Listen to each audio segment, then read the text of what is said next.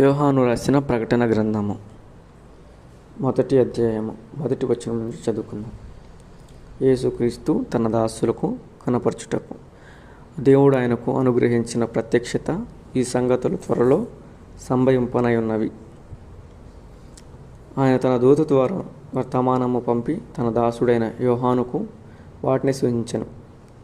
అతడు దేవుని వాక్యమును గూర్చియు యేసుక్రీస్తు సాక్ష్యమును గూర్చియు తను చూచినంత మటుకు సాక్ష్యం ఇచ్చి, సమయము సమీపించినది గనుక ఈ ప్రవచన వాక్యములు చదువువాడును వాటిని విని ఇందులో వ్రాయబడిన సంగతులను గైకొని వారును ధన్యులు. యోహాను ఆసియాలో ఉన్న 7 సంఘములకు శుభమని చెప్పి రాయున్నది.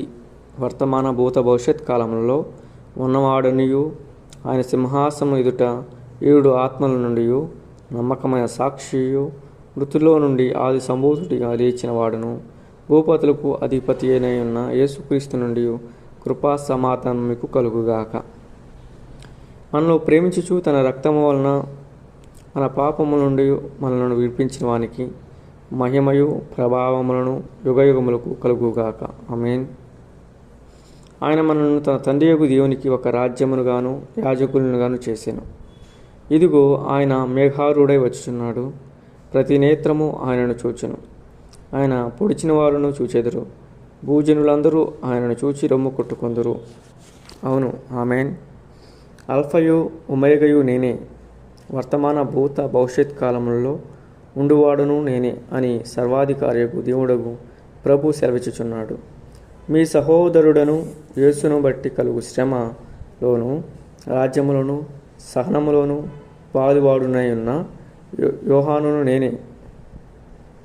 దేవుని వాక్యము నిమిత్తము యేసును గూర్చిన సాక్ష్యము నిమిత్తము పద్మాసు దీపమున పరవాసినైతిని.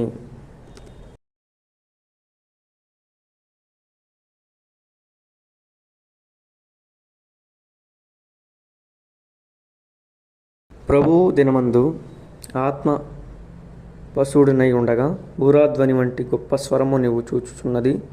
పుస్తకములో రాసి Ephesus, Smyrna, Pergamum, Thyatira, Sardis, Philadelphia, Laodicea అను 7 సంఘములకు పంపమని చెప్పుట నా వెనుక వింటిని.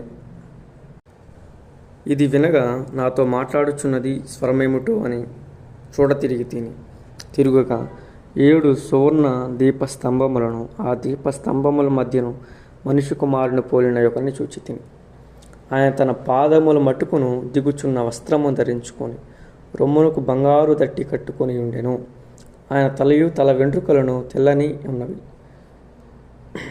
పోలినవై హిమమంత ధవలముగా ఉండెను. ఆయన నేత్రములు అగ్ని జ్వాల వల్ల ఉండెను. ఆయన పాదములు కొలిమిలో పుటము వేయబడి మెరుచుచున్న అపరంజి సమానమైన ఉండెను. ఆయన కంఠస్వరము విస్తార జల ప్రవాహముల మధ్య ధ్వనివలే ఉండెను. ఆయన తన కుడి చేతి 7 నక్షత్రములు పట్టుకొని ఉండెను. ఆయన నోటి నుండి 2 అంచు గల వాడి అయిన ఖడ్గం ఒకటి బయలు వెలుచుండెను. ఆయన ముఖము మహా తేజస్సుతో ప్రకాశించుచున్నది, సూర్యుని వలె ఉండెను. నేను ఆయన చూడగానే చచ్చిన వాని వలె ఆయన పాదముల యొద్ద పడి తిని, ఆయన తన కుడి చేతిని నా మీద ఉంచి నాతో ఇట్లెను, భయపడకము, నేను మొదటివాడును కడపటివాడును జీవించువాడును. మృతుడినైతిని గాని ఇదిగో యుగయుగములు సజీవుడినై ఉన్నాను. మరియు మరణము యొక్కయు పాతాళ లోకము యొక్కయు తాళపు చెవులు నా స్వాధీనంలో ఉన్నవి. కాగా నీవు చూచిన వాటిని, ఉన్న వాటిని, విన్న వాటిని, కలగబో వాటిని అనగా నా కుడి చేతిలో నీవు చూచిన 7 నక్షత్రమును కూర్చిన మర్మమును, ఆ 7 సువర్ణ దీపస్తంభముల సంగతియు వ్రాయము.